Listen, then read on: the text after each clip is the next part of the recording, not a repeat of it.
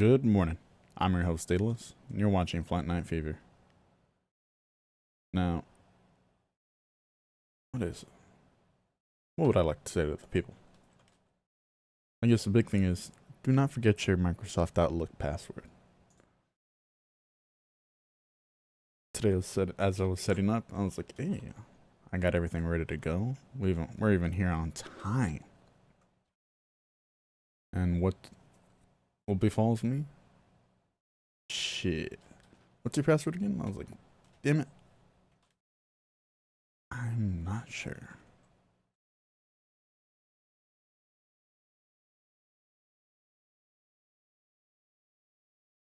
But we are fixing that momentarily.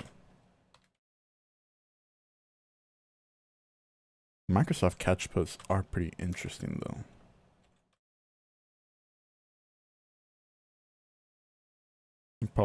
They're one of the, let's see, I wonder if I need a space between them.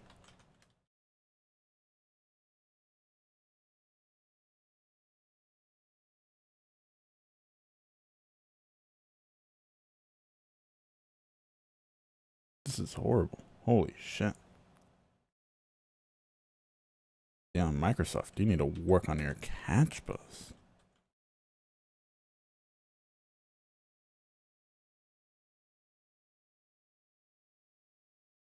But here we go. They have sent me the code. We're on it.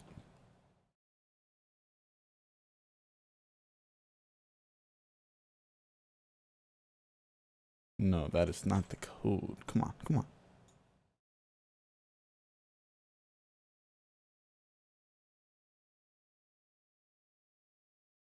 Tips to get back into your account.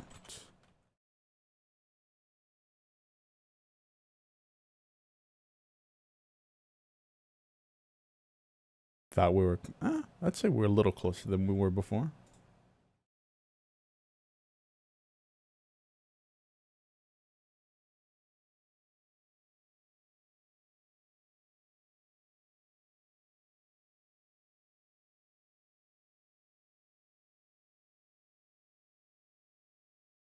Let's see. Of below with your account, what have I used?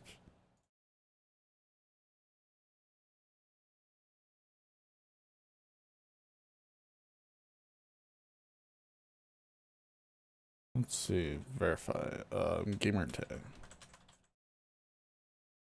I know that.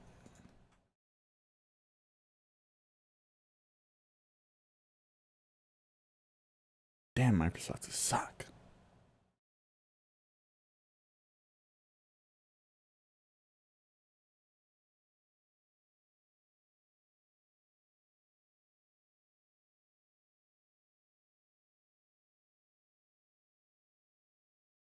Damn.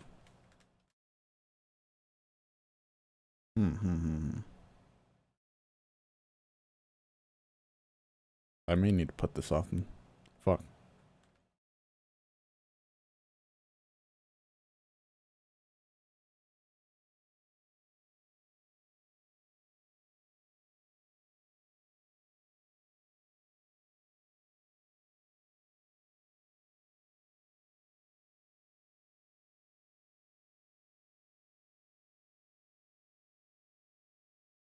Wait, did I have my phone number attached? Oh, holy shit.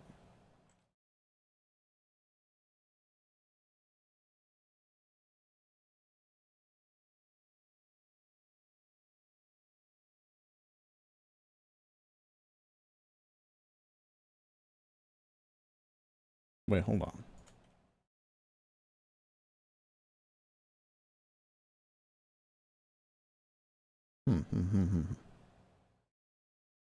Wait, if that's the case, I should be able to just reset it with my phone number. Man, this is riveting content. Holy fuck. This is what it's all about, baby.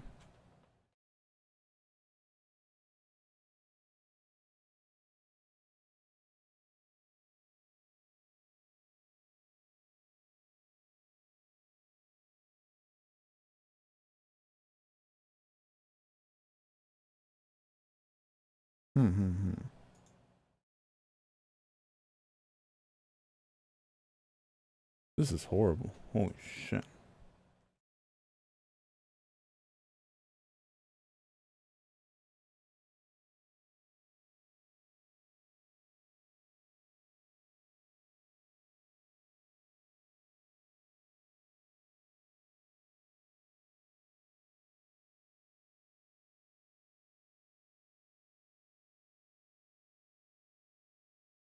Accessing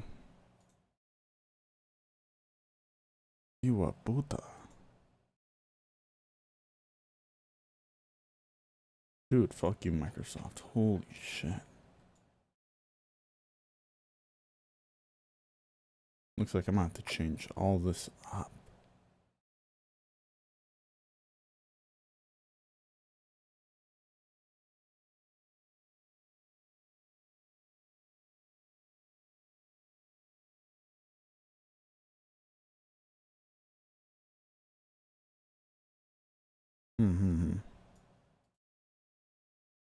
I guess I'm gonna have to figure this shit out later.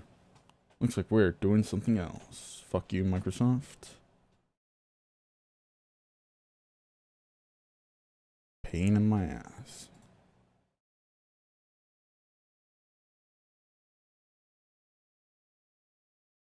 So let's switch this up. Let's set up my stream info. Title.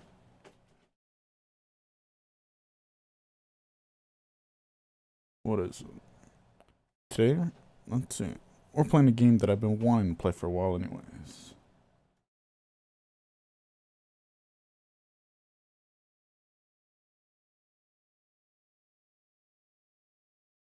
The Ultimax. Son of 4 Arena.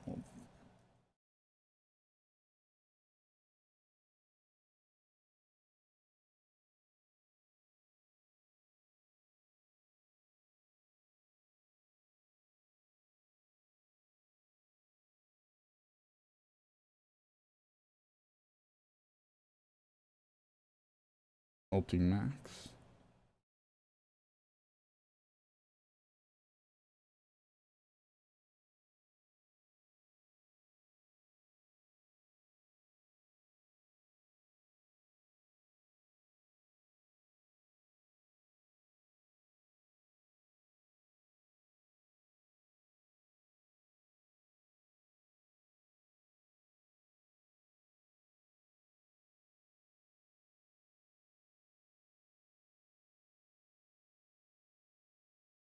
Now, one thing to let you know, there are spoilers.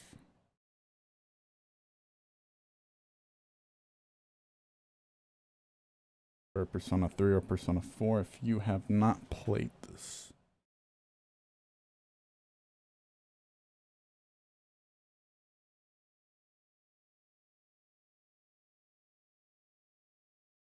Copy the Twitch info.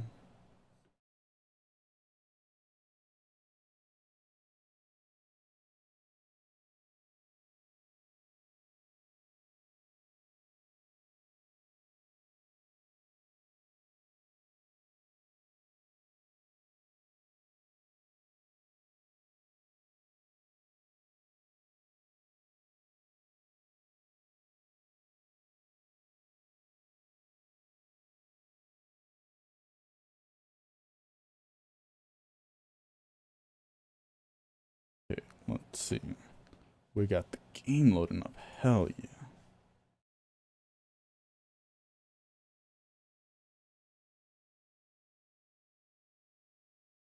Almost there, almost there.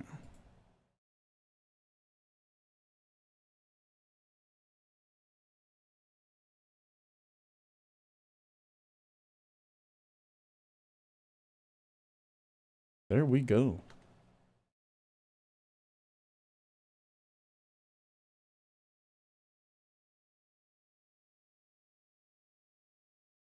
There we go.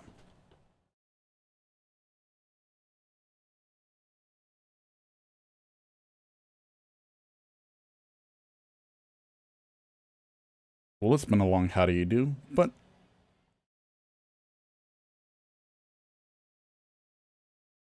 I think we've made it. No, let's actually start this. Dude. Now that I'm thinking about it, actually I got the wrong controller in too for this. Fuck. Here we go. Where's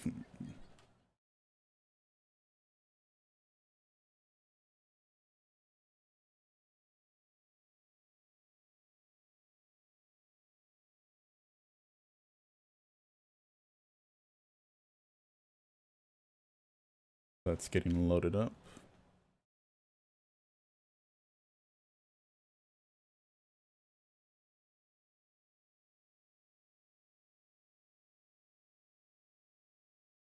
I want to let me double check something really quick. I'm pretty sure the one you're supposed to play is P4AU story mode.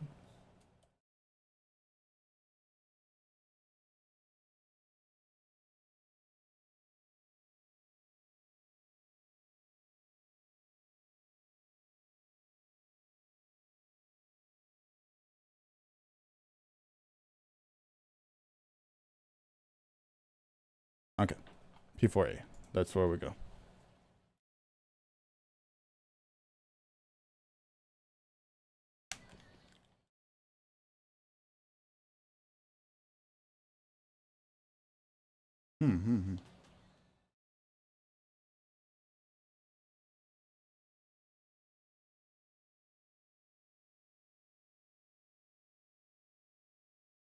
Good enough, good enough. All right.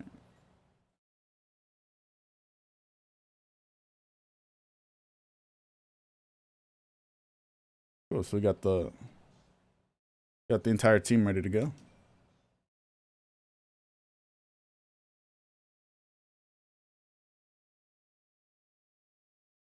Blue. Okay. The floor, the ceiling, the furnishings. Everything is blue. It's quite unlike what I normally see throughout my day. And yet, my heart is mysteriously calm. I recognize the slight rumbling as an engine and realize that I'm in a car. Or rather, someplace else I recognize. The old man with the bizarre face sitting before me makes an expression that appears to be a smile. Sitting quietly next to the old man is a woman as beautiful and delicate as an ice sculpture.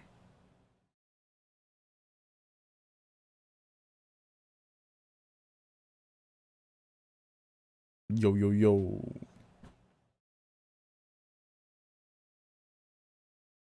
The Velvet Room. Igor. Even though I'm barely conscious, I remember that this is not the first time I've heard those names. I see. This is a dream. This happened in the past. I've been in this room before. If my memory is correct, what he says next is...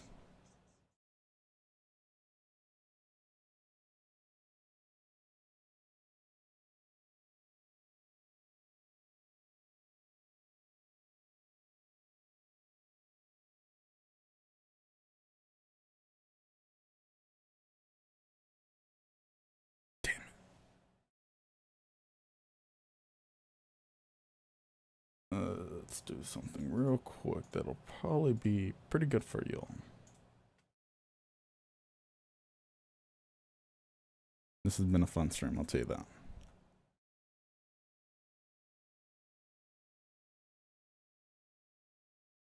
There we go. This should help a little bit better. No?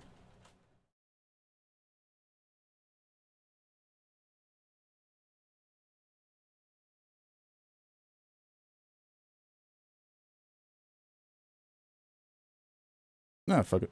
It goes the same place. It may be that such a fate awaits you in the near future. The words I expect to hear fall from the old man's mouth. I'm surprised that I still remember them. Another me. The one not in the dream can't help but smile at them. Now then, why don't you introduce yourself? I remember this too. When I said my name here, it forged a contract with them. And so I answer.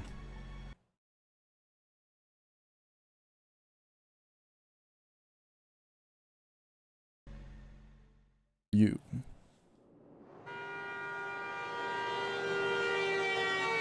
When I open my eyes, the light is so blinding that I have to squint. For a moment, I can't figure out where I am, and I look around. Right. I was on my way back. Fuck, dude, I haven't played Persona 4 in so fucking long. Holy shit. This music kicks ass. I mutter to myself and look out the window. The sky is somewhat cloudy, unfortunately, but the scenery is as peaceful as always. It seems I fell asleep on a train headed to the countryside, where I spent the last year, in Inaba. If I recall correctly, when I first came to that town, it was an afternoon just like this. I dozed off in the same way back then, and was summoned to the Velvet Room. That was when Igor said that misfortunes would befall me, and just as he foretold, I was dragged into an outrageous murder mystery. That was no ordinary case. The Midnight Channel, shadows, and personas. The power of the heart. I saw things that could scarcely be believed. But I made memories there that could never be replaced as well. We gained the powers of the personas, and we suffered together. I stood with my friends on the investigation team against these misfortunes and fought alongside them. There's no way I could have overcome such ordeals without their help. Wonder what everyone's been up to. After solving the mystery, it was decided that I would leave Inaba since my parents would be returning from overseas up around the same time. It's been about 2 months since I last saw them all, and as they said goodbye to me at the train station, I decided to stay at the Dojima residence during Golden Week so that I could spend the holiday with my friends. Of course, my uncle was happy to hear this, and his only daughter, Nanako, should be glad to see me too. Oh, damn it! I still haven't picked up Yosuke's gift. Time to go to Junes, baby. Well, it is something quite particular, I guess. Actually, I'd received a call from Teddy, one of my investigation team friends, this morning. The details of the conversation were a bit troublesome. Hello? Is this Sensei? Yeah, what's up? I'm really sorry to bring this up, but I forgot to tell you something very important.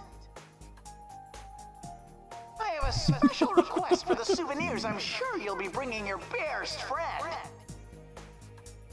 Teddy, I'm pretty sure you're not supposed to tell people that you want what you want them to bring you as souvenirs. I already have souvenirs for everyone, but oh well. Sure enough, Teddy was only asking for some snacks that aren't sold in Inaba, so it wasn't much trouble. But there was one problem. Oh, and one more thing. Can I ask you to pick up something for Yosuke too? I was planning on bringing something for everyone anyway, but go ahead. Cool! Well, Yosuke's been down in the dumps after his mommy burned his favorite nurse. Fuck. She was what I called scorching hot. Oh, I found Just magazines or some shit. A nurse? Come on, Sensei. You know what I'm talking about. His nurse magazine with the chest examinations and the bare behinds. I see. And you expect me to buy him a replacement? Of course, silly. People coming to visit are supposed to bring presents. All right. Oh, I was planning to head back tomorrow, but since we're meeting up early, I decided to go back today. Can you pass that on to everyone? Aha! Then the sexy nurses will be arriving even sooner. It'll What be the fuck? Sensei, we have an emergency patient. Yusuke will be so happy. Look at. In the game, I guess we're close, but you know, I don't think we're that close. What the fuck? Okay, then, we'll be waiting for Maybe you. we're. Fuck 'em. I'm a little worried now. I hope he isn't telling everybody something that would give them the wrong idea. Well, I should just call again once I get there. But in the end, Nurses, huh? I wasn't able to pick one up for him. How can I put it? I'd feel bad for Yosuke if I gave him that magazine. And every time he opened it, his friend's face kept popping up in his head. And I have to think Yosuke has his pride too. He doesn't need me buying him this stuff. Then again, this is Yosuke we're talking about.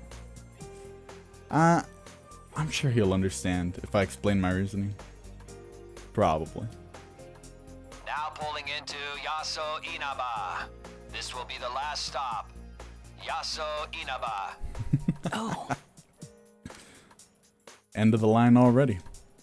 It looks like I've been asleep for a lot longer than I thought. Just as that thought came to me, a certain worry crossed my mind. If I had a dream of the Velvet Room, does that mean I'm going to be dragged into another adventure? No, I shouldn't think such things. I'm overthinking it.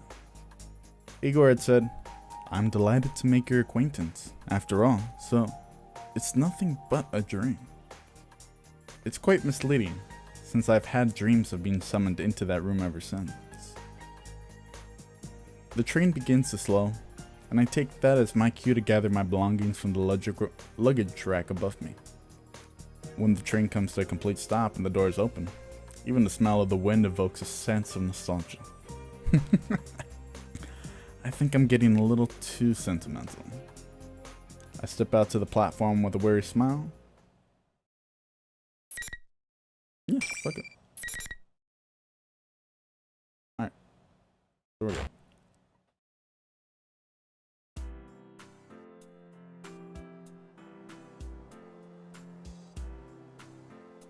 I'm standing in front of this train station, but this town is as quiet as it's always been. I realize that the sun has started to set, and the orange sky envelops the world. now what should I do? Question, isn't it? Today is May 2nd. According to the calendar, the latter half of the holidays will begin tomorrow. I told Dojima-san that I was going to arrive today, but it seems like he's been too busy with work to come get me. Ryotaro Dojima. He's my uncle. I stayed with him last year. He's a detective with the Inaba police, and he's raising his elementary school-aged daughter Nanako by himself. It seems that he was suddenly contacted by a detective from the Metropolitan Police Department regarding last year's case, and will have to work late. What happened last year was pretty serious, so I guess it's not too surprising he's busy. He shouldn't have worried about it. He was apologetic over the phone and can't help smiling. I told him that I knew the way over from the station, but a bag packed with necessities and souvenirs for everyone turns out to be quite a load. Nanako must be waiting for me alone at the house, so I want to get there as soon as possible too. Oh yeah, she's the only one that cooks too, huh? To be honest, I don't know when the bus will come. Maybe I should call for a taxi? Just as I'm thinking this. Huh? Nanako? Big bro! It is Nanako. No way I'd mistake her. You came to meet me all on your own? Why did she come to station all by? Oh, yeah, because she knows her dad's fucking not reliable. Sure, the Dojima residence is within walking distance, but it couldn't have been easy for her. Even though it's still light out right now, it'll get dark soon and the country roads are barely lit.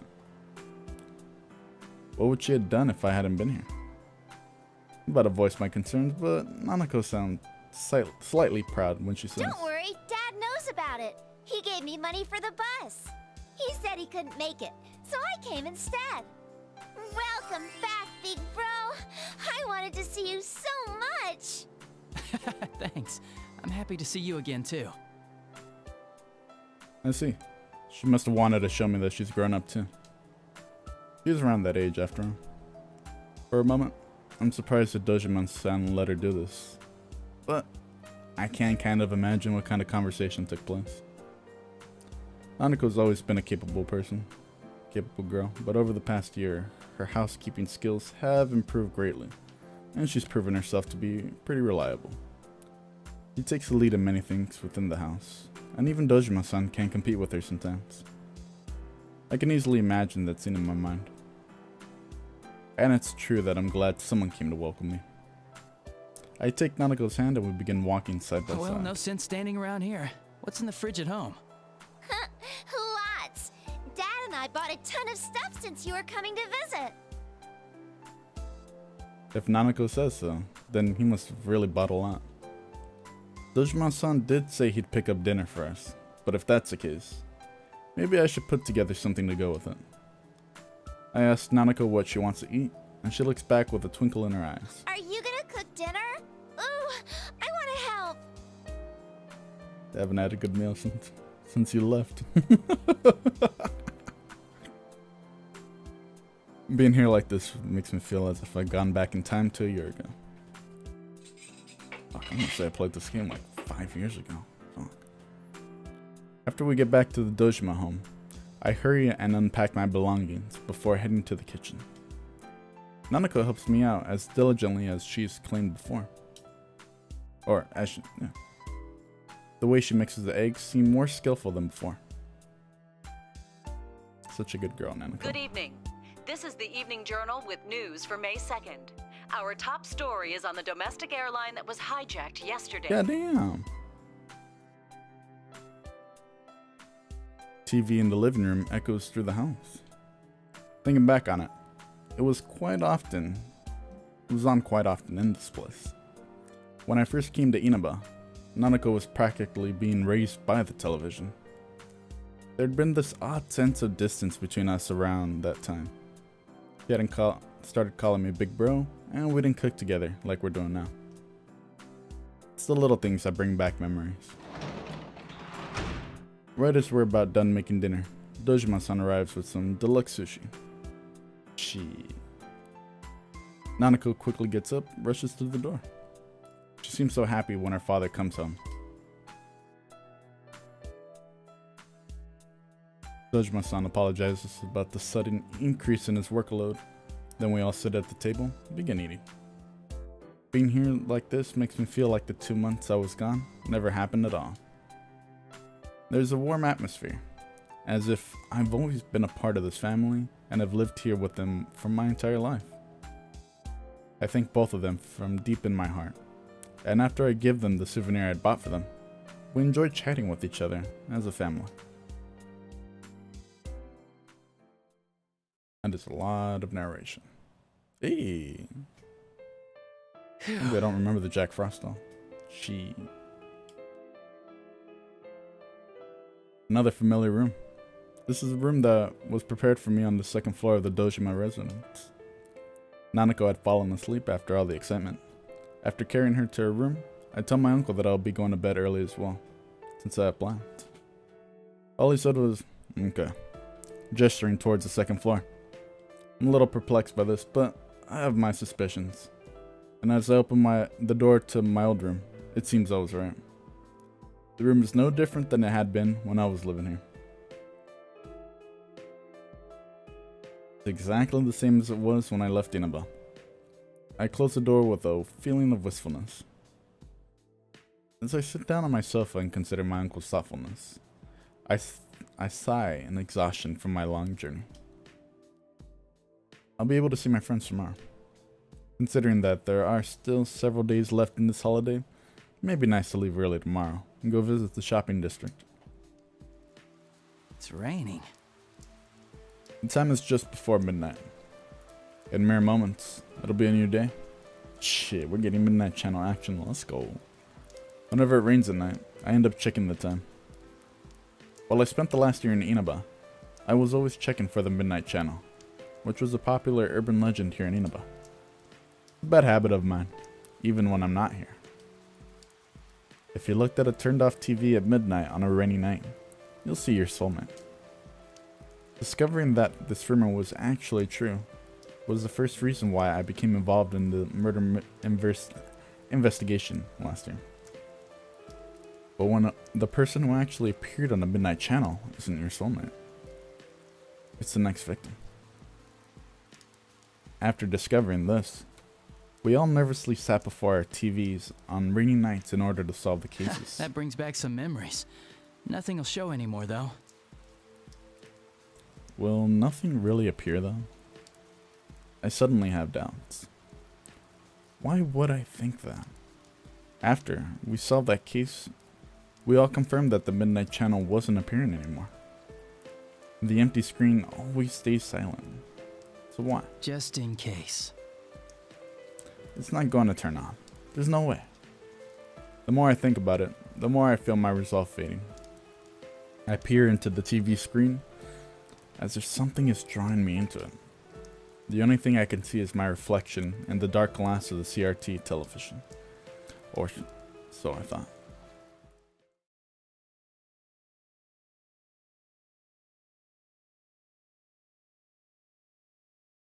Fuck. What?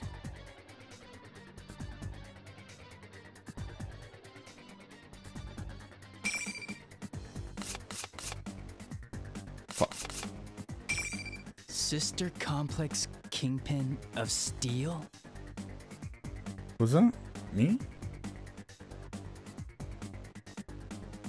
I'm impressed. So much wrong with that phrase, I don't know where to begin. Nah, I shouldn't be thinking about that. Those words aren't the problem here. I hurry to make sure that the TV isn't plugged in. That was the Midnight Channel. What it actually shown was rather ridiculous, but thinking back, everything the Midnight Channel showed last year didn't make much sense either. Suddenly gripped by tension. If the Midnight Channel is appearing again, I have to find out why. I pull out my cell phone and search for Yosuke's number. Let's see, H. Hanamura Yosuke. Quickly hit that call button. Does everyone know about this? Is everyone aware that the Midnight Channel is still being broadcasted? Do they know that it's showing us? And that we've been given taglines that can only be described as uncharitable? Hello, this is Yosuke. Yosuke? It's nothing. I just freaked out when you called all of a sudden. Yeah, that's it. What's up? Hey, when do you want to meet? I can tell what's going on just by the sound of his voice. Yosuke knows about what happened on the Midnight Channel just now, and he's trying to hide that from me. Considering that I've been out of Inaba for a while, I bet he's trying to keep me from worrying about it. No need for him to be concerned about it. Okay, I kind of want to see that cutscene. Hold on. Just a sec.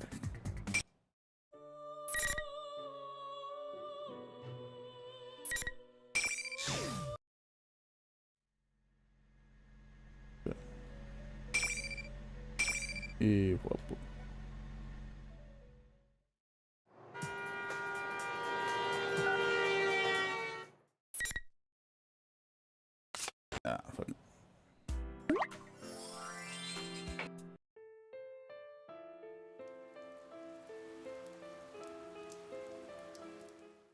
There we go. Let's get that cutscene. Because was it just me or was it everybody?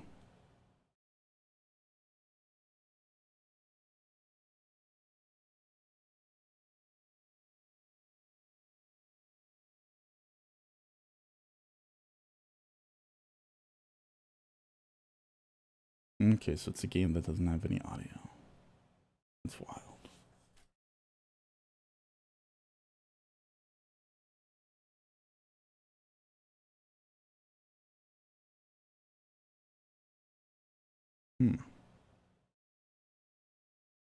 Wage slave in the boonies by day, hero by night. What the fuck?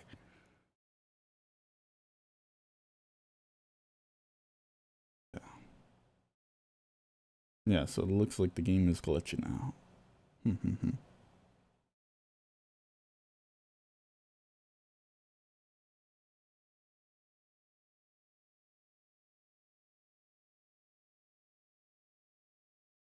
That is wild.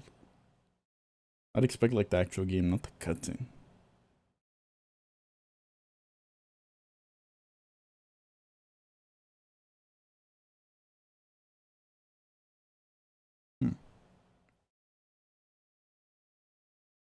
Okay, so blah. Okay. What? Hello? Alright. That's not why I was calling. I saw the Midnight Channel. You saw it too, right? So it was just about you. Maybe it's a fighter? No, it's probably just introducing the fighter. I can easily hear Yosuke panicking on the other side of the phone. He's probably surprised that I saw the Midnight Channel, when I shouldn't even be in Inaba right now. He must be thinking that the Midnight Channel is now appearing on a national TV network. Looks like Teddy didn't tell them after all. Did Teddy not tell you? Since we're meeting up early tomorrow, I decided to come today. I figured you wouldn't think I could have seen it, so I gave you a call. Well, I assumed you weren't here yet, so I didn't want to rely on you. You haven't changed. So how about it? You're not gonna leave this be, are you, Captain Rasantama? Why'd you zero in on that part? Did you see how they called you a sister complex kingpin? Mine's not that bad. You think? Oh, I ought to tell you, that program's not the only strange thing lately. Teddy, Rise, and Kanji aren't here either. They disappeared. For a moment, I'm at loss for words. Not only has the Midnight Channel come back on, we've lost contact with 3 of our friends. I have a bad feeling about this. Can't believe that those 2 things are unrelated. Alright, we should get together tomorrow like we planned. Yeah, at the Jeunesse food court. Welcome back, partner. Suddenly reminded that I haven't even greeted Yosuke yet. I finally feel the sense of worry fade a little, and I answer with a smile. It's good to be here. No matter what's happened, our friends may be in danger. If that's so, then there's only one thing to do. Speaking of things I have to do. Oh, right. Sorry to say, I forgot to pick up your souvenir. A souvenir? Don't even worry about it, man. You sure? I thought you were really looking forward to it. Those nurses. Nurses? I had a feeling he wouldn't get it out if I didn't tell him flat out. This is rather hard to bring up, but well. Yeah, Teddy asked me to get it for you. He said you were crushed that they got burned. I'm fucking with them. Wait, this is all... I didn't know you were into nurses. Shut up! That's enough! Damn it, you're trying to wind me up, aren't you? Stay home, you jerk. But I'm already here. Well, I'll see you tomorrow. At least it seems like he understands about his souvenir. In any case, the preparations have been made. Tomorrow I'll meet up with everyone to sort through whatever information we have on this situation. If we have to, we'll go back into that world. It'd be best if this was all just our imaginations, but unfortunately, we know that the Midnight Channel wouldn't have appeared without a reason. I should make sure I'm ready for tomorrow and get some rest. Let's go. Let's go.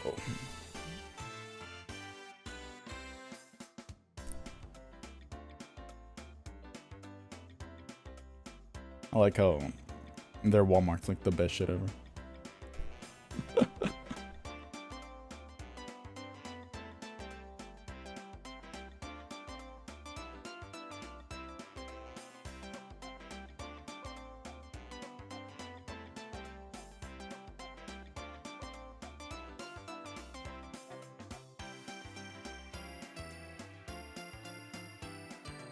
The 2 of us step out to the food court. We immediately find Yukiko and Chia. They wave back at us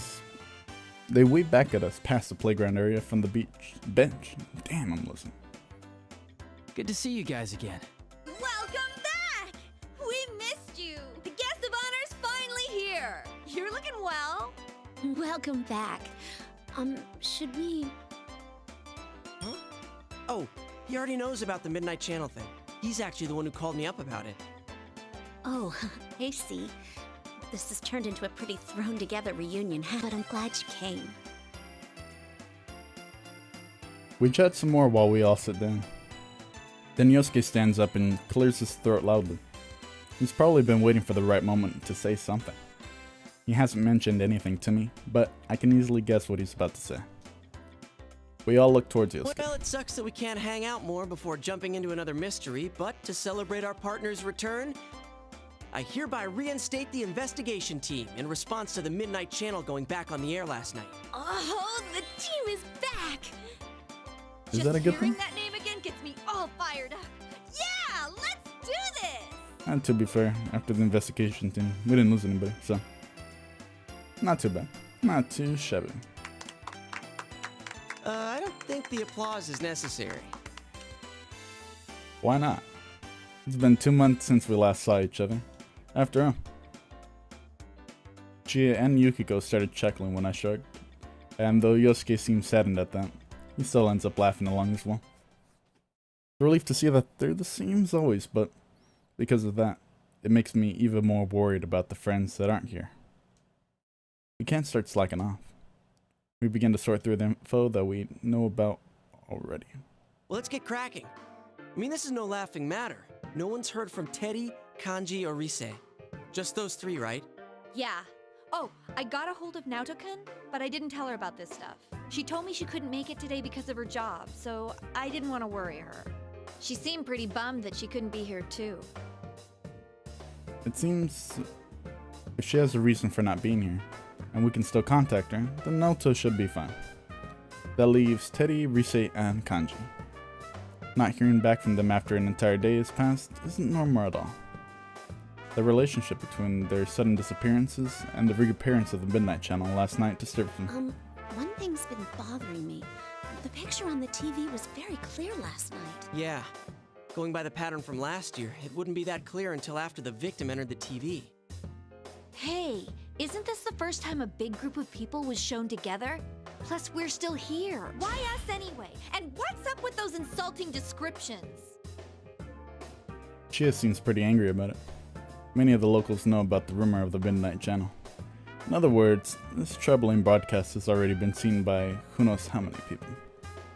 From what I've been told, the moment Chia tried to ask another student about the Midnight Channel, the other girl ran away with a look of fear on her face. No surprise that Chia would be angry. But in the What end, bothers me most is Teddy. He was acting like the host of that show. Yeah, we can't find him. This smells fishy. Then again, I doubt he would play a prank like this for no reason. I guess we'll just have to go inside the TV and find out what's going on. that's right, go inside the TV. Out of everything, that was the element that shook our common sense the most out of everything we experienced last year. Actually, the murders in last year's events happened in another world inside the television. This world is filled with monsters called shadows that are born from people's hearts. Because my friends and I gained personas, the power to defeat those shadows, we were able to enter TV screens and fight them. Won't we be stuck in there without Teddy to give us an exit? But even we persona users could find it extremely difficult to leave that world on our own. In order to come back, we need the exit TV that our friend Teddy was capable of creating. Not so. I've had Teddy keep the exit TV out on that side. Look at you, all prepared. I mean, think about it. What if we were half asleep and fell into a TV when Teddy wasn't over there? Isn't that a scary thought? Like anyone would be that clumsy. Anyway, it sounds like it's safe for us to go investigate then. No matter what the reason, it's reassuring to know that we have an exit strategy ready for us. To be honest, I almost fell into the first time I appeared in my room after all. Yeah, there's no doubt that something's going on in there. Is everyone ready? We're all good to go. To tell the truth, I had a hunch that this was going to happen. We all share a look to confirm our intentions. All of them nod back. I can see the seriousness in their eyes. Even though there was a 2-month gap since I last saw them, they still continue to put their trust in me. I feel a slight sense of pride as I stand up from the bench. The large screen TV in the electronics department is directly below the food court. That was the entrance we always used last year.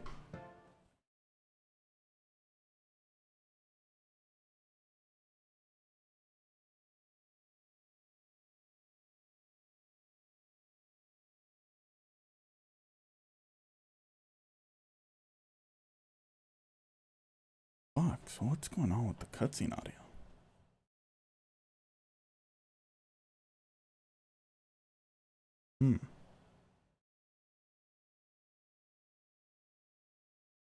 Here's what I can do. I'd rather not do that. Let's pause this now. Probably do is find the actual. This is janky as shit. I do have to admit. Let's see. I think I can do this real quick.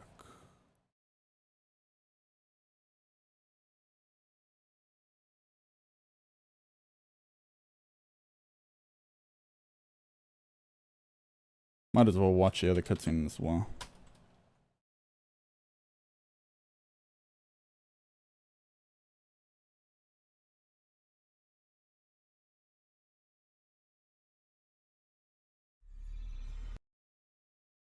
Yep. So there's the intro. I don't need that.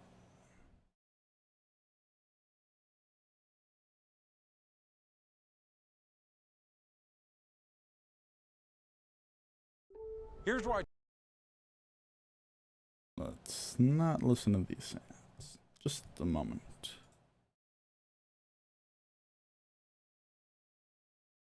They probably... Do they have... No, it's not a playlist. Fuck. I don't need the full story. I really just need...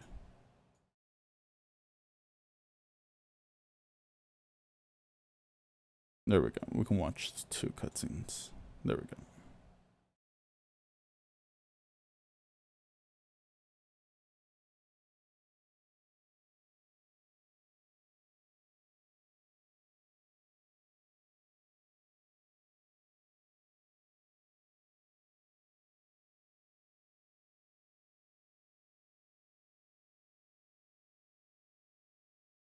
Let me just... I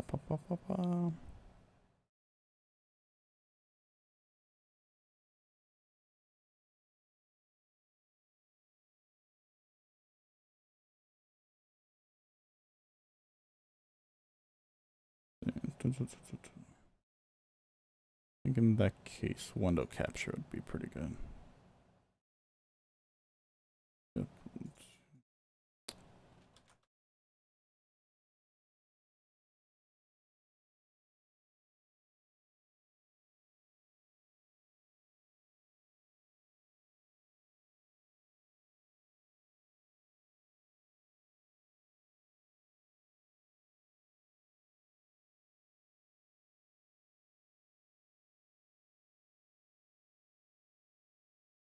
There's...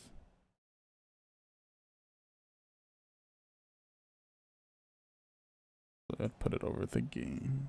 Let's see. There we go.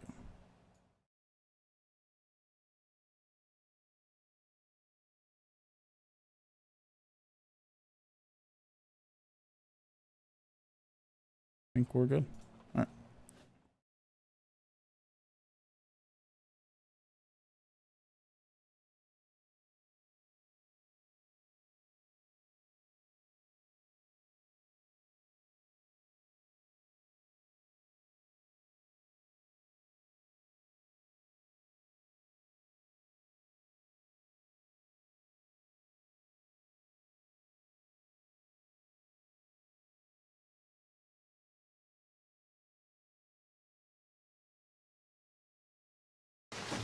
They are friends, yet powerful foes.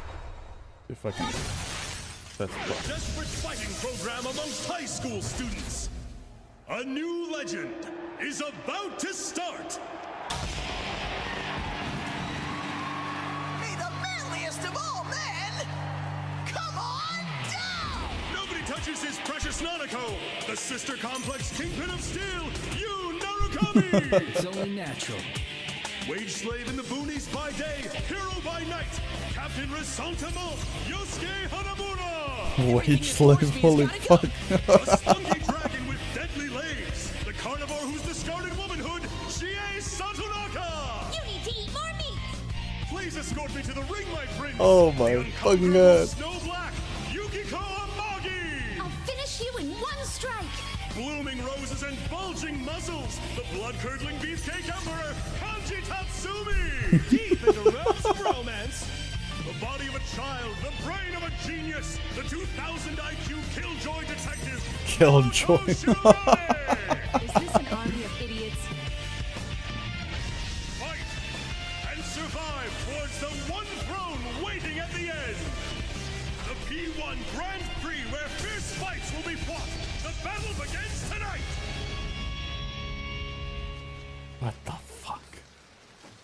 That's funny as fuck.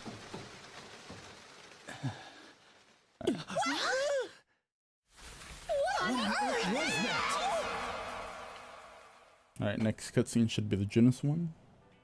Yes, okay. So I'll keep this on. It's a holiday, so the store's full of people. Feel like things are picking up around town. It's time to go. Hello. All the models are on sale right now. Gee. You know, it's been a while since last time.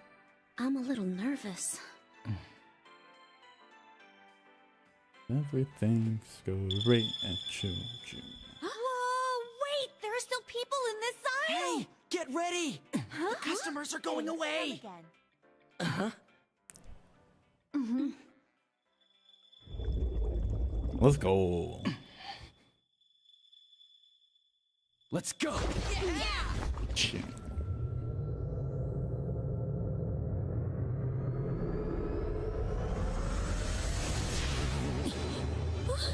Isn't this different from usual? Oh no! What do we do? What can we do? We can't stop now!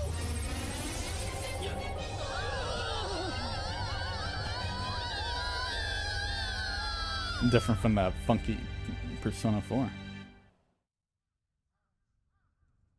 What is the insurance? Oh shit. Well, I really wish those cutscenes worked. Fuck. Let's see. Let's. Alright. Should we be good? Yeah, I gotta see if I can fix it somehow. I hear a voice. It's a woman's voice. It sounds familiar to me. Its voice is... Ah, Elizabeth. Welcome to the Velvet No, Room. Margaret. Fucking losing. I don't sense a distinctive floating feeling that I usually have when I enter the TV world. When I concentrate, I realize that I must be sitting in a chair. The moment I open my eyes, I see vibrant blue. The Velvet Room. I visited this place an untold number of times last year, and once more in my dreams yesterday. Fuck. There we go.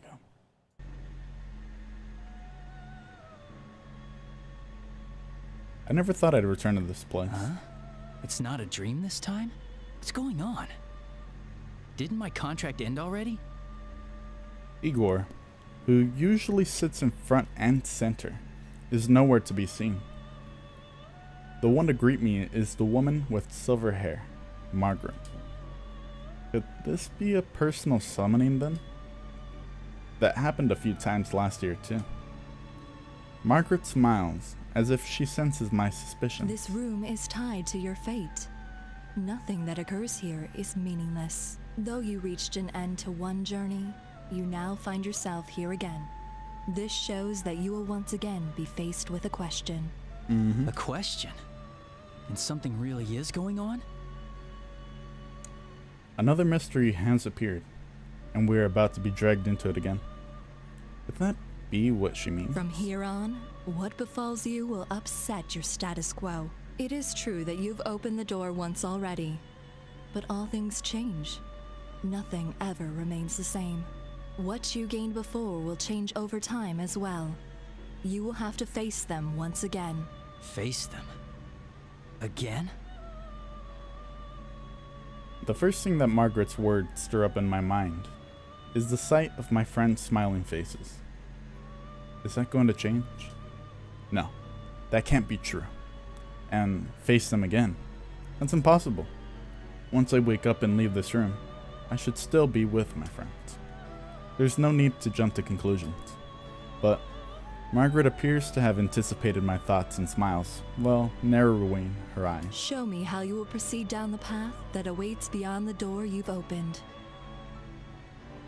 I'll show you. My vision wavers, and the blue light before me vanishes quickly. Wait.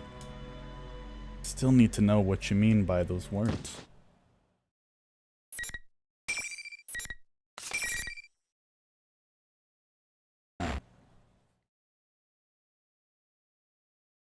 Where am I?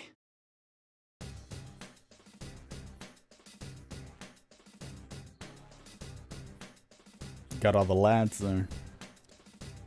When did I get thrown to where did I get thrown to when I left that blue room? The scenery is so unexpected that I'm at a loss. This is a school. It's the music room of the Yasogami High. I attended this school with my friends until recently. There's no mistaking it. We entered the TV together, so why am I here? No, that's not right. This is... No, wait. This has to be the TV world. The graffiti on the ground, shoes placed like they're on some kind of ritual. Oh yeah, I kind of see that, yeah. The eerily shining eyes of the portraits on the wall. The more carefully I look, the more I realize that this place is not the real Yasogami High. Most of all, I sense no warmth from this place, like I always did from the students who would come and go from here. This is a fake. It's definitely not the school I attended. But what happened to turn the world inside the TV to this? On top of that, we entered the TV from our usual entrance, but ended up in a completely different place. This has never happened before. I also realized that my friends aren't with me either. Did we somehow get separated? I start to feel chills down my spine and look around. Hello! Sorry for the wait! They don't fail to deliver with the music. Greetings, boys and girls of Yasogami! The P1 Grand Prix is about to begin. There's no need for manners or courtesy or anything today, so let it all hang out. Tell us how you really feel. What the? That's you, Rise? This is Rise Kujikawa, one of the friends on the investigation team that we couldn't contact. Does she not hear me, or is she choosing not to respond? I ask myself this. I hear different voices echoing as well. I look around in surprise. These voices, it's not just from one or two people. I see countless students staring at me from the hallways, the entrance, everywhere I turn. Huh? May I have your attention, please? I, Rosette, will be your commentator. But first, the General has a few words for you all. The General? Holy fuck. Motherfucker didn't sell me insurance too? Let's go. What's going on? Why are there so many people inside the TV world? Before I can think of any answers, Rise makes another announcement. And, as if on cue, the monitor in the music room turns on. What appeared on it was Teddy. He was wearing a strange hat and a cape, just like he did on the Midnight Channel last night. First Rise, and now Teddy. What are they doing?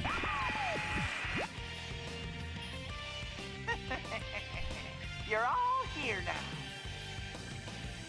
That's pretty cool. Well then, I'm proud to announce the opening of our very own P1 Grand Prix! Again? That's the same bizarre tournament that was shown on the Midnight Channel. Then, is Teddy really the one behind this insanity? Teddy, what's going on here? We came to look for you and Rise and... Always with the talking, Sensei. It's a big waste of time. Is this legit Teddy?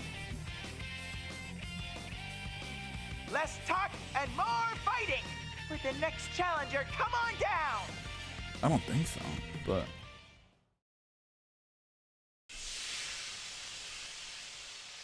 Teddy looks away and makes a dismissive gesture. Nah, it can't be. Smoke suddenly bursts out from underneath me and robs me of any visibility. Is there someone beyond that white curtain? Eventually, my field of vision begins to clear. I keep my guard up, expecting anything.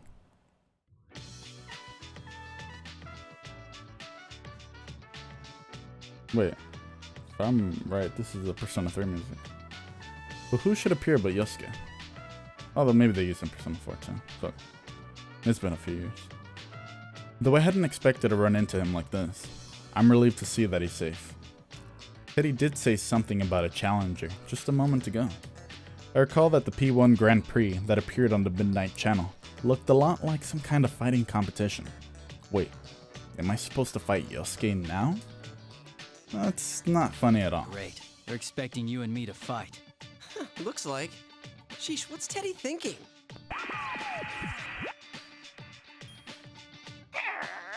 Starting that up already? I won't let you get all buddy-buddy with each other. Yeah, yeah. These battles are fought to the death. Only the victor can proceed. Alright, buddy. Alright. This joke's gone on far enough, Teddy. We're not gonna play along with that.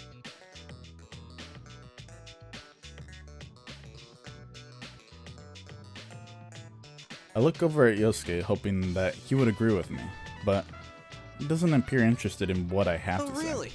I guess you should declare me the winner then. Boy. Wait, his eyes are different, so what the fuck's going on? Yosuke? What? You don't plan on fighting, right? That means I win by default. That was not what I was expecting to hear. What's gotten into you, Yosuke? Do you have some reason to be talking like this? I can't figure out what's going on. Yosuke continued to speak in a carefree manner, and said something that I simply couldn't believe. Oh, but is that okay with you? I mean, since Nanako-chan's here and all? Nanako's... Wait, really? You haven't seen her? She's with Teddy. That can't be. I saw Nanako back at the house when I left this morning. And even then, Nanako can't enter the TV world on her own. But she's in this world? Can't believe it for a moment. But what if it's true? Just coming into this world can tire a person out very quickly. On top of that, if someone who can't use their persona comes here, it can sometimes even be fatal. Where is she? Yosuke, where's Nanako? Whoa, what's gotten into you, partner? No need to get hysterical. Why are you so calm about this? You know what happened to her last time she came here. Nanako did come into this world once last year. It was not something any one of us would want to happen again. That was the start of a whole chain of events. Remembering them is heart-wrenching, even now. So why? No. Even then, it might be wrong for me to lash out at Yosuke for the way he's acting. Calm down. I need to think straight here. All Yosuke said was that he saw her with Teddy. Then, was Nanako brought here by Teddy? If he's the leader of this tournament... Yosuke, be straight with me. Are you sure Nanako is with Teddy? How should I know? If I had to guess, I'd say she's probably still with him. Man, are you alright? Are you that worried about Nanako-chan? It's no wonder people look at you funny, thinking you have a sister complex. The sense of wrongness that I've been feeling this whole time is getting even stronger. Sure, Yosuke may say some insensitive things, but mostly that's because he reads too much into a situation and acts out over it. Not the type of guy to enjoy making hurtful remarks like this. Yosuke, are you alright? Huh? What are you talking about? I should be the one saying that to you. She's not even your real sister. All that big bro stuff really creeps me out. It was a while ago that I saw her. It's probably too late to save her now. You know how things went last year, after all. Yosuke. Definitely not the Yosuke I know. Yosuke is my friend. Wouldn't be so callous as that. At least I thought so, up until now. He was the one who had to face the pain of losing someone he cared about when the murders first started last year. I can't hate him for accidentally mentioning someone who was dead, but the way he's acting, he's doing it on purpose. I silently draw my sword and face Yosuke. Draw your weapon. You'll get your fight. What? Dude, what are you saying? You told me you let me win by default. To be honest, I've been thinking that this Yosuke before me was some kind of fake. I even wondered if something had happened to him, and Yosuke's shadow had appeared again in this world. But this wrongness that I keep sensing is nothing like that. This probably is the real Yosuke. And the strangeness, I feel, is because these words really are coming out of the mouth of someone I never thought would say them. If so, I don't know then... if you're being controlled or if there's something else going on here. Either way, you must understand the best way to resolve the situation. There's no way to tell if what I'm saying is getting through to him at all. But if I want to figure out what's going on, I'll just have to fall for this trap once. Sorry, but I'm gonna go all out. No hard feelings. Huh? All that talk and you're gonna fight against your partner after all? Well, whatever. Let's hurry up and get this started. Time to whoop his ass. Shit. Like, just like a normal Persona game. Takes a while to get to the action.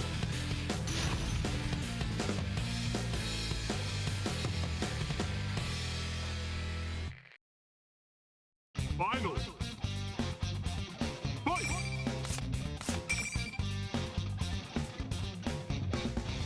Okay.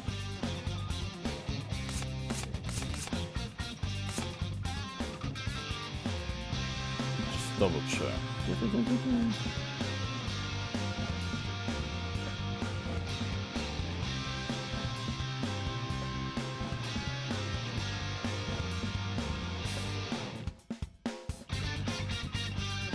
Man, they really fucking do shit. So X is weak attack. A is strong.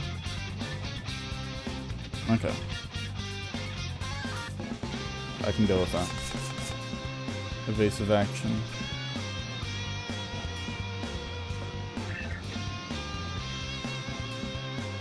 Okay.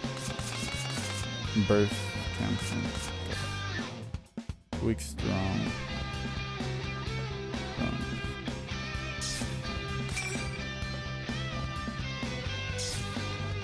These are not.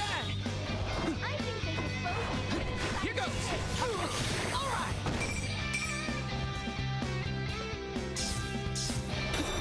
Not bad. Oh, crap! Just getting started. Let's see.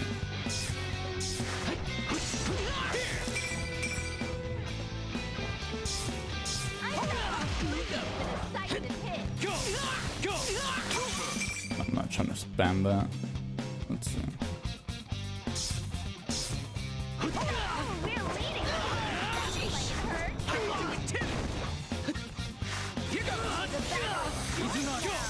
Easy not. Just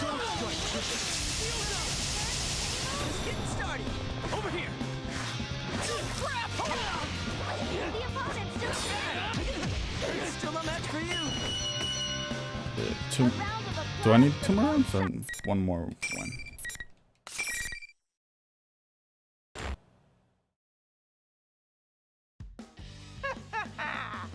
Amazing, Sensei! Keep that up and zoom on ahead! Ahead? You're gonna continue with this? Teddy, about Nanako. I don't want to spoil the surprise. If you want to find out, you'll have to get to me. And I can't say why, but I think you should hurry. The monitor shuts off. I still haven't learned anything about Nanako, but he did seem to have been expecting me to ask about her. I don't want to think about it, but Nanako may really be here. The moment the monitor turned off, the students began to leave like waves in the receding tide. No, they don't look like students anymore. There's something inhuman, just taking the shape of students. I was too focused on the fight to notice, but it seems their true forms were coming through.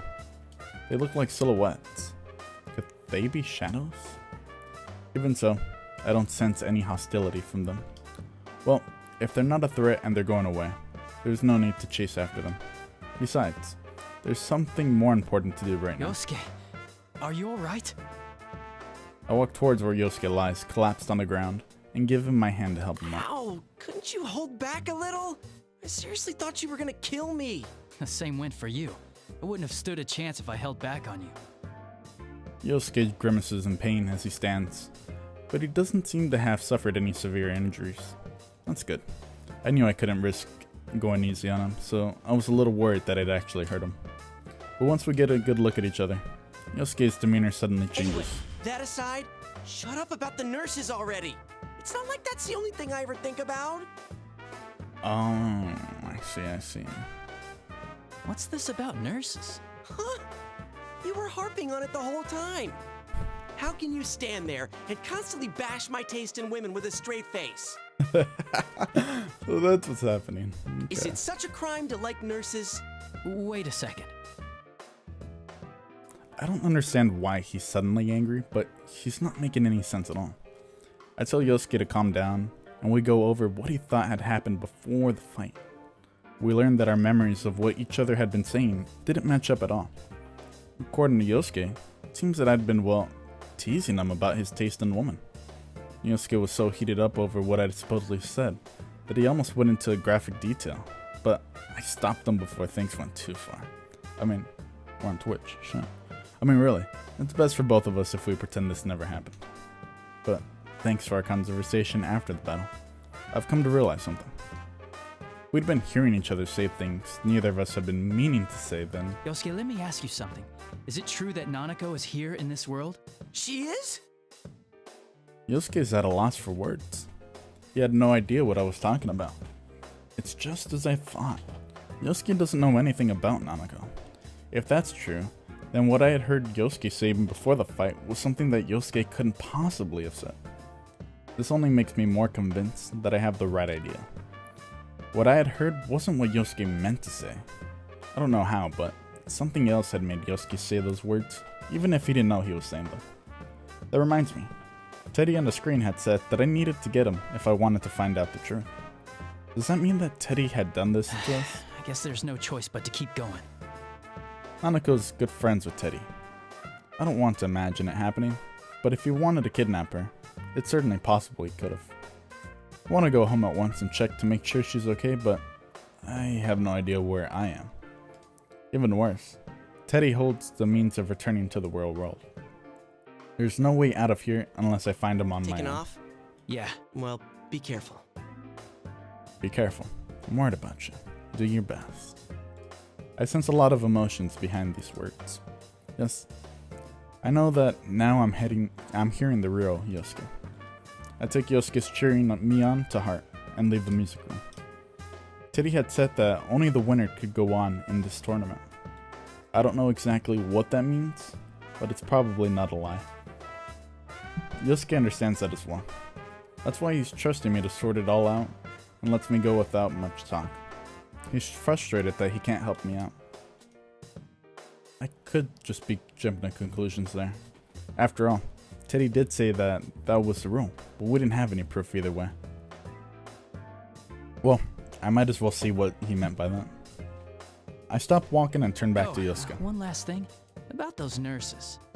Bastard. Ah, quit it already! Are you out of your mind again? Yosuke turns bright red and rushes towards me, flailing wildly in an attempt to stop me from finishing. And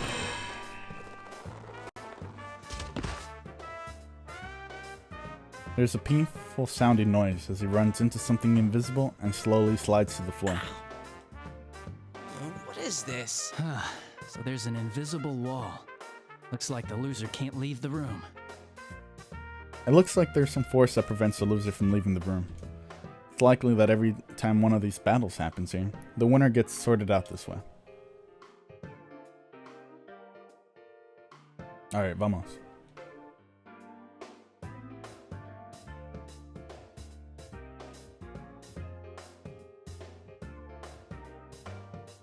I see how it works now. Thanks. If Teddy had really kidnapped Nanako, there's no time to lose. Don't use me as your guinea pig. Wait, that's it? Hold on. LB.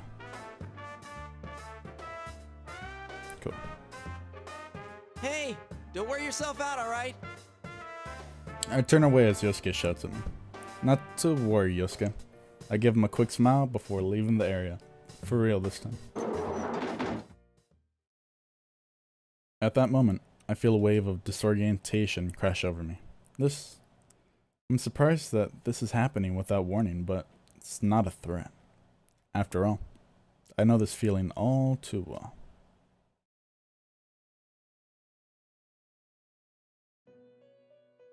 Hey, we're back. Welcome to the Velvet Room. How you doing, Margaret? I'd been leaving the music room, but now I'm sitting in the Velvet Room for some reason. Margaret greets me with her usual smile. This room truly is mysterious. But why would she summon me like this? Margaret sees my suspicious expression and speaks Things up. have only just begun, and yet you already seem tired. The misfortune that has befallen you can be thought of as a sort of trial. A trial? I want to know the details behind her words, but I know that she won't answer me, even if I ask. The inhabitants of the Velvet Room never reveal everything. That's because they can only watch over the choices their guests make. Margaret's smile broadens when she sees that I don't intend to ask her anything. Indeed. I am an observer on your journey.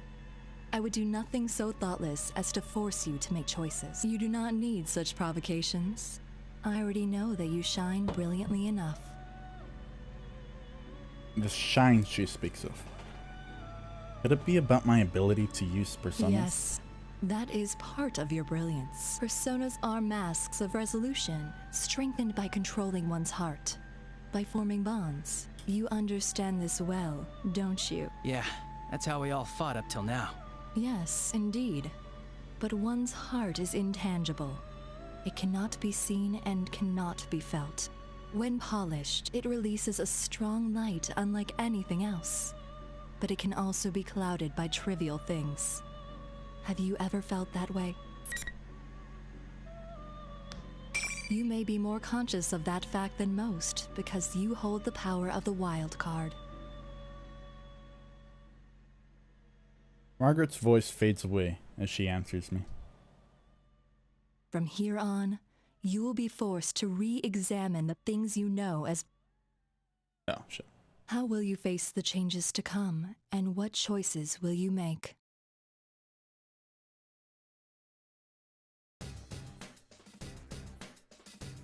When I open my eyes again, I'm in the school's hallway. I turn around and see the door to the music room closed behind me. Was I only summoned to the Velvet Room in spirit? There's no way for me to figure out what just happened, but I think back on what Margaret had told me. The changes, huh? Even though the people of the Velvet Room avoid saying too much, what little they do have to say always has meaning. Well, it's true that Margaret had said something strange. Had said some strange things while I've known her, but she's never said anything meaningless while on duty. I would assume that this would be the case now. I may have to keep her words to heart.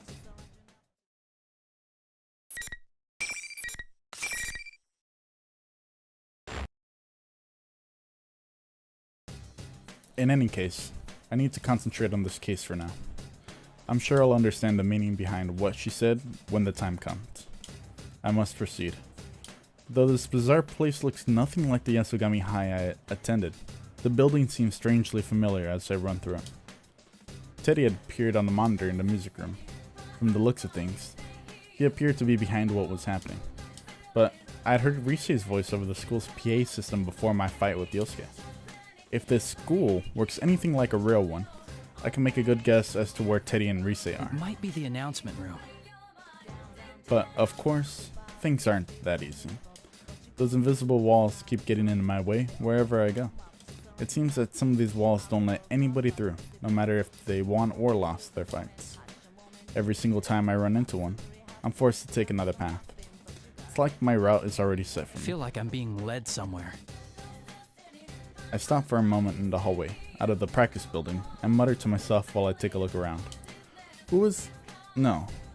Where are they trying to lead me? At that moment. Hey, you there! You're one of them participants in that there Grand Prix thing, right? The fuck is this? A voice that I don't recognize at all breaks me from my revere. I instinctively jump back and draw my sword in surprise. Whoa, whoa, whoa! What's the big idea? You could poke someone's eye out swinging that thing around. I turn and see a girl that I've never seen before. Was she part of that crowd? No, she looks like a real person. Got them red eyes on. She was caught by surprise when I suddenly pointed out my weapon at her. Although she flinches, her words don't lose any of their intensity. How bold of her. That may seem like an odd thing to say, but it's what suddenly crosses my mind. But this girl doesn't seem to have any intention of attacking me. I sheath my sword, but remain cautious. Sorry, I didn't mean to startle you. Sorry ain't gonna cut it. What were you gonna do if you hurt one of the students here, huh?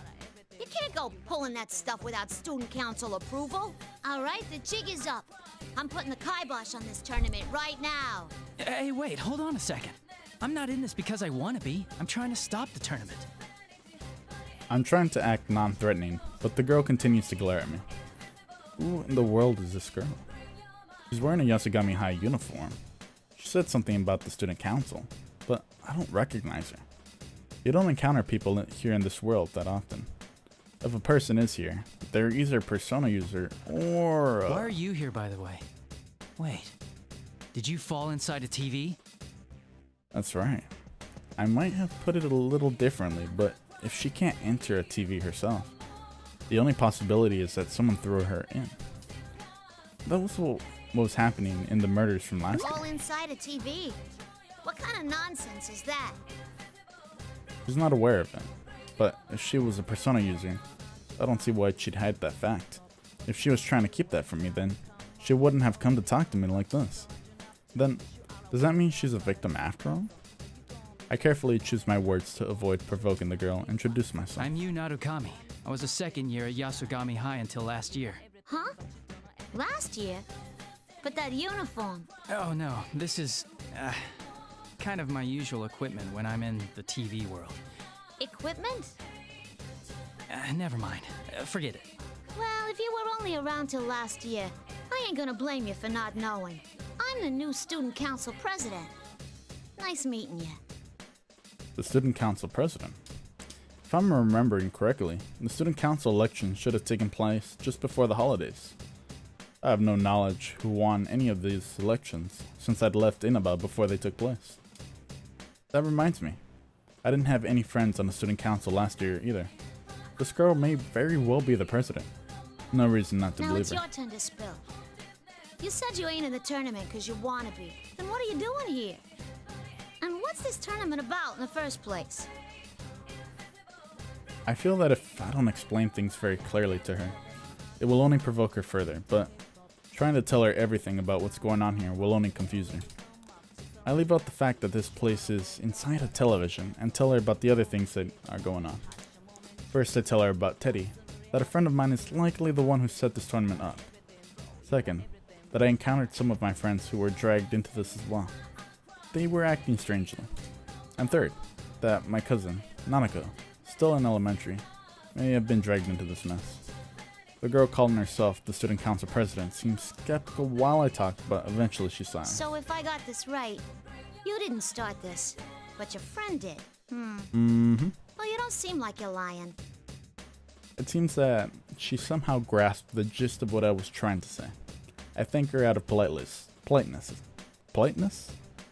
But she laughs and asks why I'm thanking her.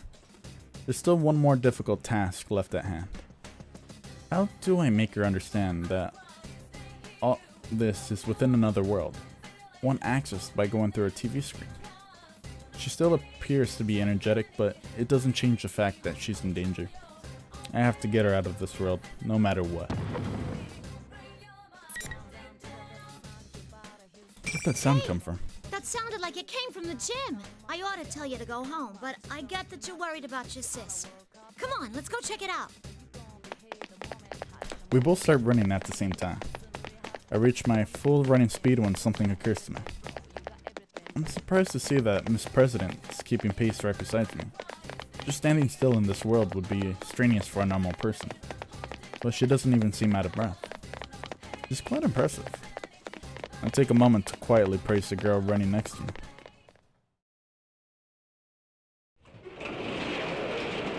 My money's on she's a Persona user, but who knows? Or not a user. Like Teddy. One of those. We burst into the gym where all the noise came from, but there's no one here. Instead, we see huge piles of stacked chairs. They're twisted and intertwined everywhere on the open floor of the gym, forming huge towers that reach almost to the ceiling. What is this? Who'd go to all this trouble? The girl stares up at the chairs, seeming dumbfounded. Suddenly, the monitor in the gym flickers to life. And, as I expected, Teddy appears again in that costume. Oh, are you on a hot date, Sensei? She. Well, that's fine with me, of course. But shouldn't you keep your mind on the fighting? Whoa, you look so mortified. That's the face I was hoping to see.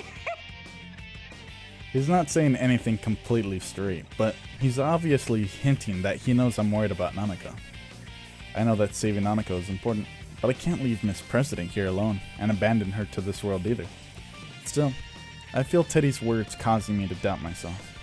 Miss President raises her voice. Hey, you! You're the ringleader of this mess, aren't you? What's the idea? Raising a ruckus like this without running it by the student council? Pack it in and clean all this up already. She speaks as fast and as clearly as she had when I first met her. After getting a clear look at her, I feel I've come to realize where she gets her courage from. She truly wishes to protect her school. Her strong awareness of her duty is surpassing her fear. But Teddy on the monitor looks annoyed and sneers at Miss President. It's incredibly detestable.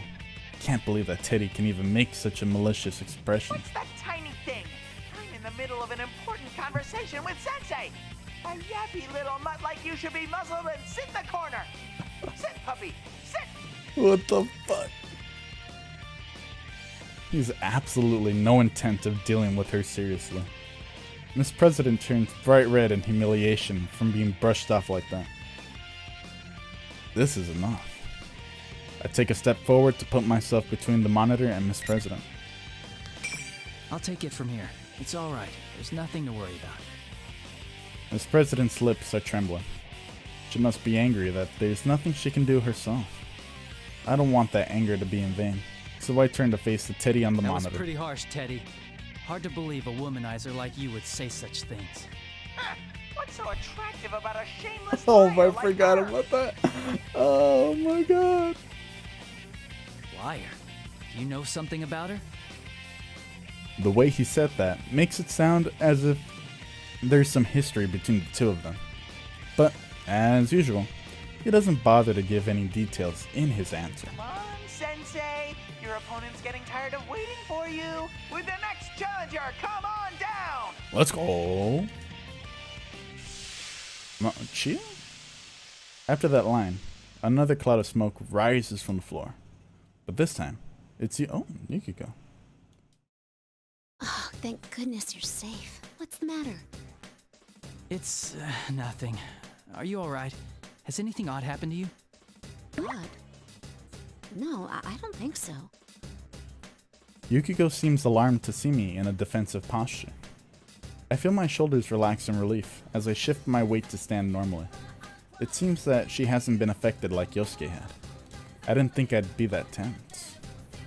Now that's Yukiko I remember. She's as sharp as always, exactly when we need her. If she's not being confused, then I can immediately ask for her help. If I try to explain what I need from her, Nanako might be in here. I'm heading to the announcement room where Teddy is. I need you to protect this girl from me. She might be a victim of all this. I motion towards Miss President, standing next to me. Yukiko looks at me in surprise.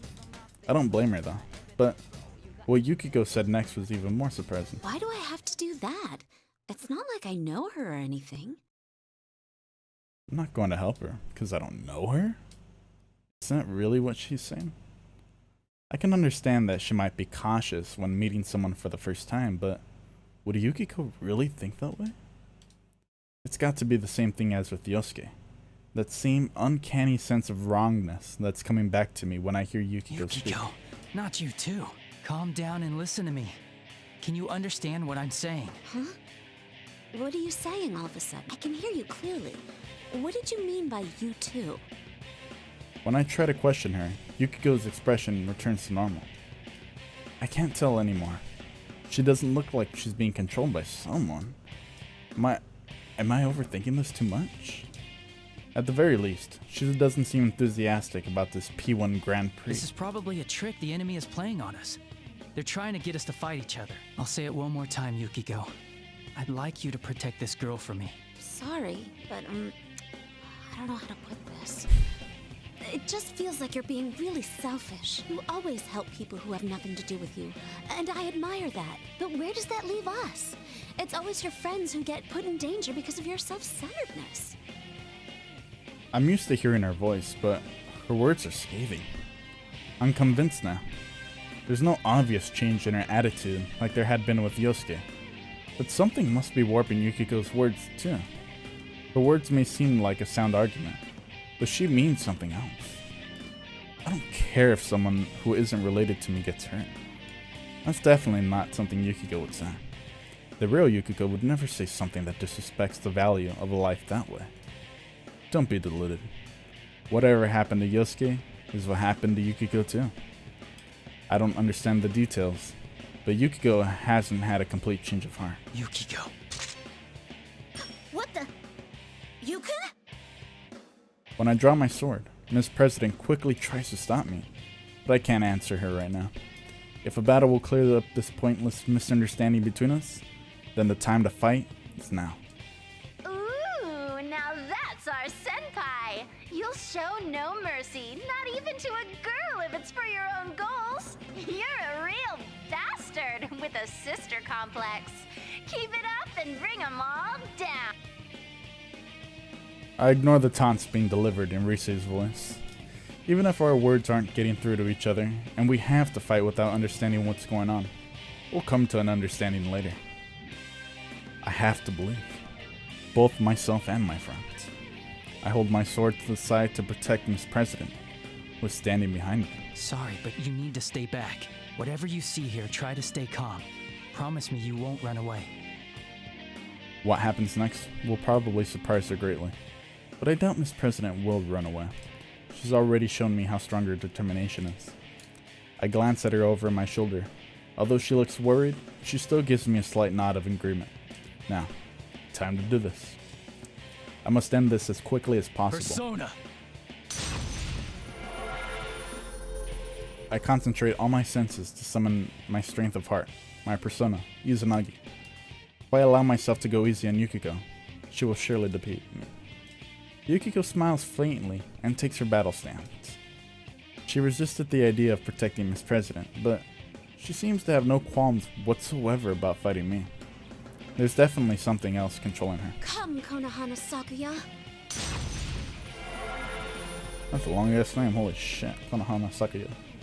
Yukiko's black hair forms graceful arcs in the air as her persona, Konohana Sakuya, rises before her. That's right.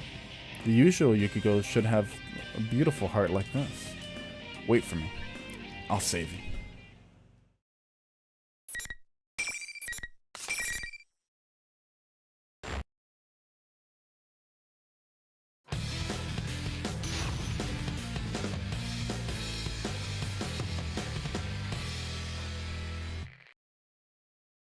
Finally. Fight! That looks like it hurt. Looks, command motherfucker.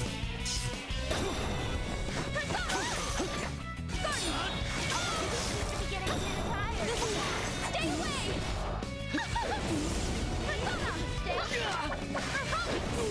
Fuck, so she's got range on me. Fuck me.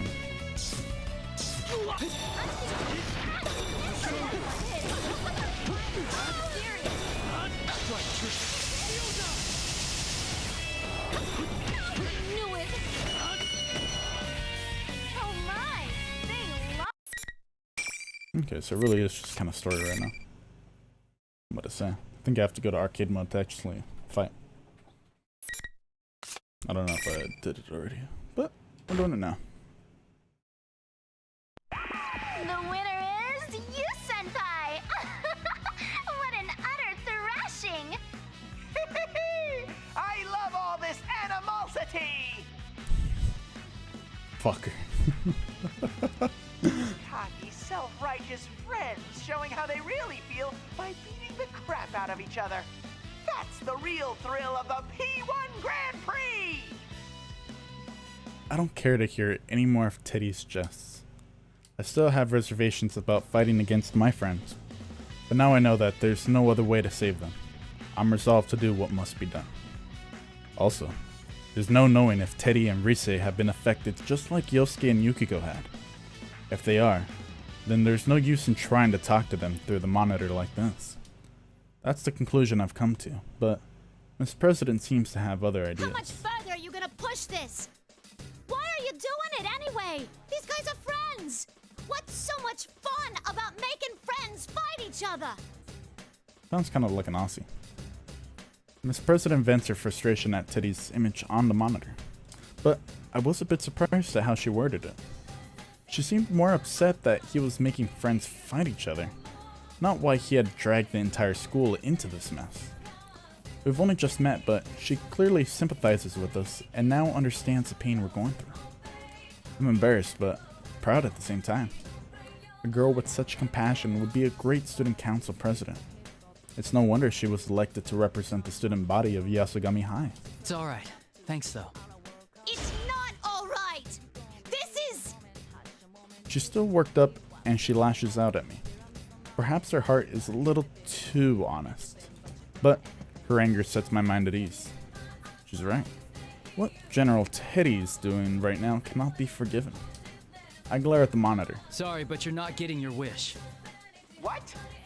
Did you think this would be all it took to break us apart? That it would make us hate each other? Sorry to say, but that's a huge mistake on your part. I believe in my friends. They'll never get taken in like that. You're so stupid. What kind of sensei are you? I'm warning you now. If you really are Teddy, then we'll get you back to normal no matter what it takes. Even if it costs us our lives. But if you're an imposter, hiding behind Teddy's face, I will make you pay for toying with us.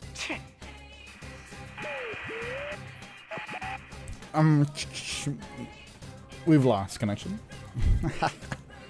Teddy scoffs and turns around. The monitor suddenly switches off. Suddenly, turning on us without any signs of remorse. It's not like Teddy at all. No, he's most likely not the real Teddy.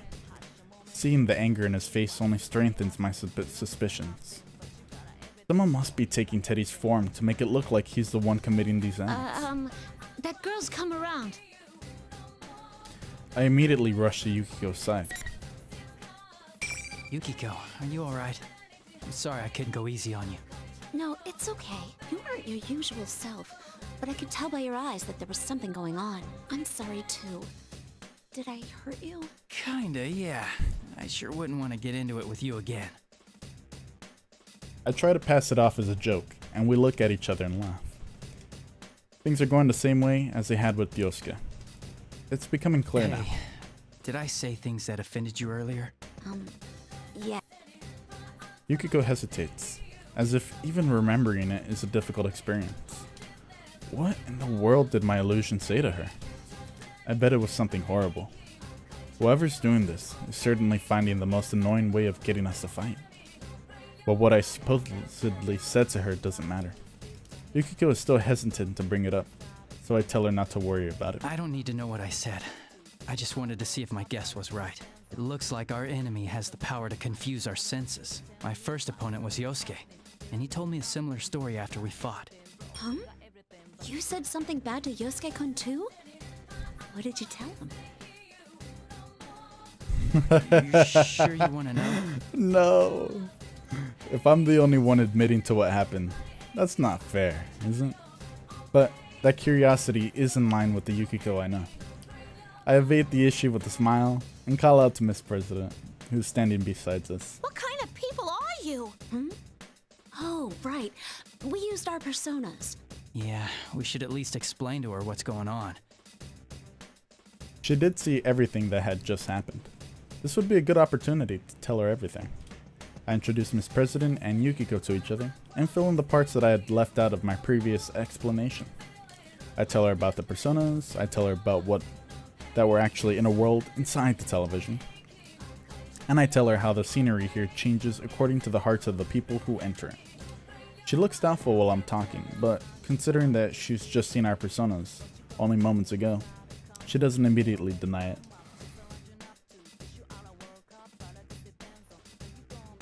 Still, it seems that she can't accept it. She can't accept it all either. She crosses her arms as if lost in thought. On the other hand, it seems that Yukiko didn't know that Yasogami High had a new student council president either. Yukiko apologizes for not having paid attention to the elections in April. And that's it in a nutshell. So, that's what you meant by falling into a TV. Yeah, which makes me believe this school could be a part of your mind that's materialized. This school came from me? That's a lot to swallow. I'm not surprised. Why is it different this time around, though? Usually the victim's shadow appears first. That's right. I had doubts about that too. There's a reason why it's dangerous for people who can't use their personas to enter this world. Besides the obvious reasons, such as not being able to escape and being unable to protect themselves from shadows, a person's shadow separates from them. The shadow that splits off are strongly attached to the original people they came from, and will try to harm them in order to become independent identities. I hadn't given it much thought, since Miss President seemed so energetic, but it's still possible that this has happened to her as well. I put this together with the conversation I had with Teddy a moment ago and come to a conclusion. Teddy who's hosting this tournament. What if he's actually this girl's shadow? Huh? I noticed he got agitated when I called him an imposter. A fake Teddy would mean he's someone else using Teddy's form. I see. If this place reflects Miss President's heart, her shadow must be here. And right now, the strongest candidate is... That's right. If we both saw an illusion, then at the very least the enemy has the power to delude our senses and make us see and hear things that aren't there. On top of that, it can alter what others hear and say about us. If we can do that, then I can easily see that our enemy can use that power to change its appearance. That means that it could be impersonating Teddy and leading this tournament. That still leaves the question as to why it would take on the appearance of someone it doesn't know. I've seen shadows in the past that took on bizarre appearances, but this is the first time I've seen one impersonate an existing person. Does this shadow have some kind of objective? When I come to my senses, I can see that Miss President has turned pale and is staring down at the ground. All of this talk of shadows and another world doesn't seem to be reaching her, but she seems troubled at the thought that she might be causing all this trouble. I'm about to tell her that the actions of her shadow aren't her fault, but Miss President rises to her feet. I'm gonna check out the announcement room. That General Teddy's behind the whole shebang, right? And if he came from me, then I gotta own up to the responsibility. As student body president, I can't let this go. Wait, you're being reckless. We'll take care of the shadow. You need to... What? Get out of this TV world? And how am I supposed to do that? Go on. Show me the door. Well... Her eyes are filled with the fires of determination, just as they had been when I first met her. Her sense of responsibility and her awareness of her duty say that she will never back Your down. little cousin's in the announcement room, and you're gonna go save her, right? I might not be as strong as the two of you, but I'm no slouch in a fight. Wouldn't it be better if we went together? No, don't you understand? This world is... I know it's dangerous, but there's gotta be something only I can do to help. Hell, that aside, I can't leave after causing so much trouble. Making friends fight each other. I'm going on ahead. You don't want to waste time arguing, yeah? Miss President declares this in a voice that brooks no argument and takes off running. Yikes. I wasn't expecting her to behave rashly like this. I remember how fast she can run. If I'm going to go after her, I need to go at once, or I'll lose her. Please, you have to go after her. Yukiko sees me hesitate and knows exactly what to say. She's right. There's so much we don't understand, but there's no way the investigation team can let a victim run off to die. Yukiko ignores the fact that I'd just be leaving her here alone and tells me to follow a girl she's only just met. This is the exact opposite of the behavior she'd been displaying before the fight.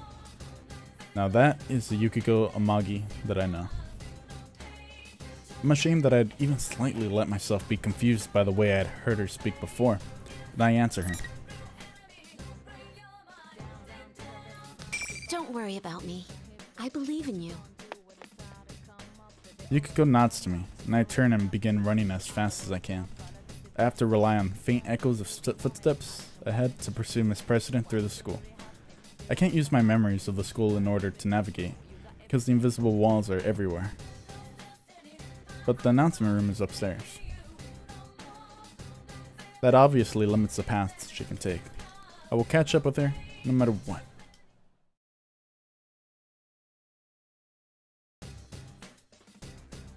I've been running after Miss President for a while, but I still can't catch the sight of her. She's so fast. It's almost supernatural.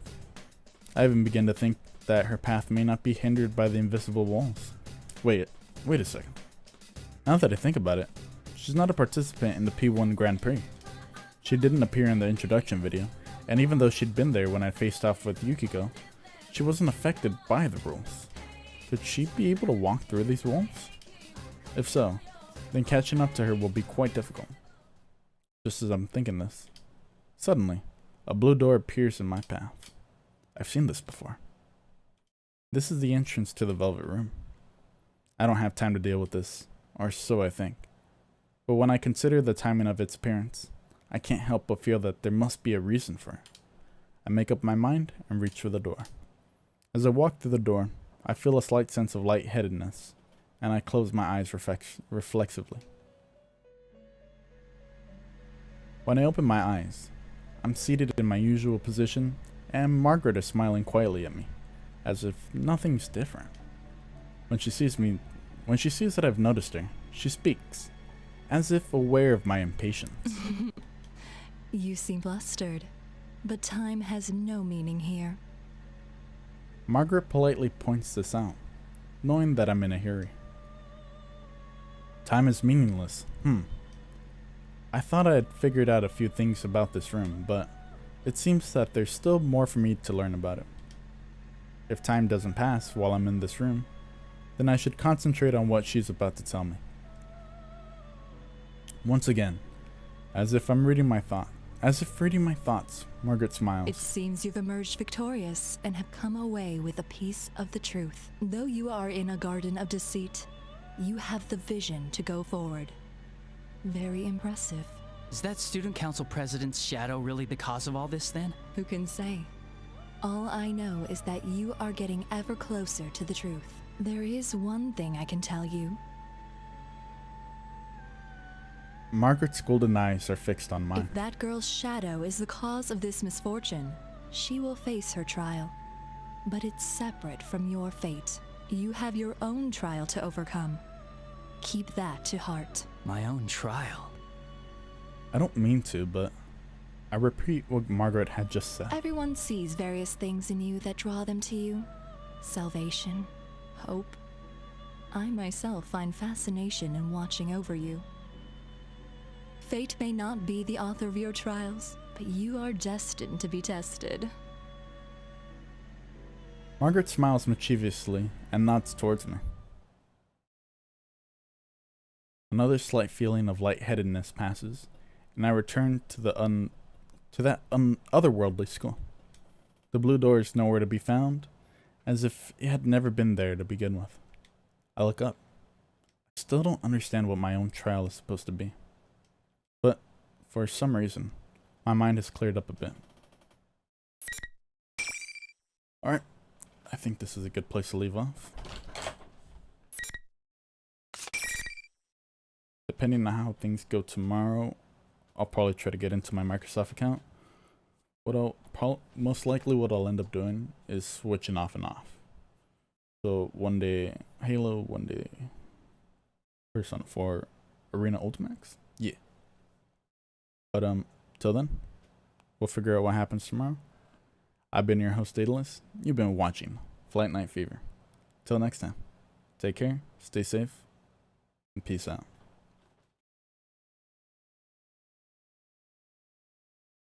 Oh shit.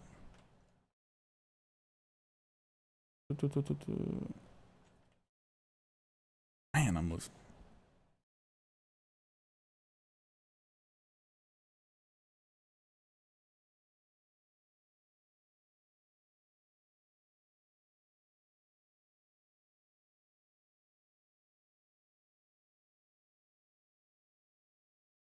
There we go. Take care. We'll see you next time. What'd you get us? This is a bird. Alright.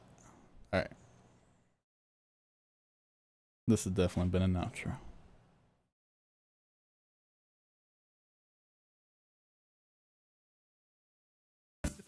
Come up in the spot looking extra fly. For the day I die, I'ma touch the sky. Back when they thought pink polos would hurt the rock. Before Cam got the shit to pop, the doors closed. I felt like bad boy street team. I couldn't work the locks. Now let's go. Take them back to the plan. Me and my mama hopped in that U-Haul van. Any pessimists, I ain't talk to them. Plus, I ain't had no phone in my apartment. Let's take them back to the club. At least about an hour I stand online. I just wanted to dance. I went to Jacob an hour after I got my advance. I just wanted to shine. Jay favorite line, dog, in due time. Now ain't look at me like, damn, dog, you what I am. I gotta testify. Come up in the spot looking extra fly. For the day I die, I'ma touch the sky. Gotta testify. Come up in the spot looking extra fly. For the day I die, I'ma touch the sky. Now let's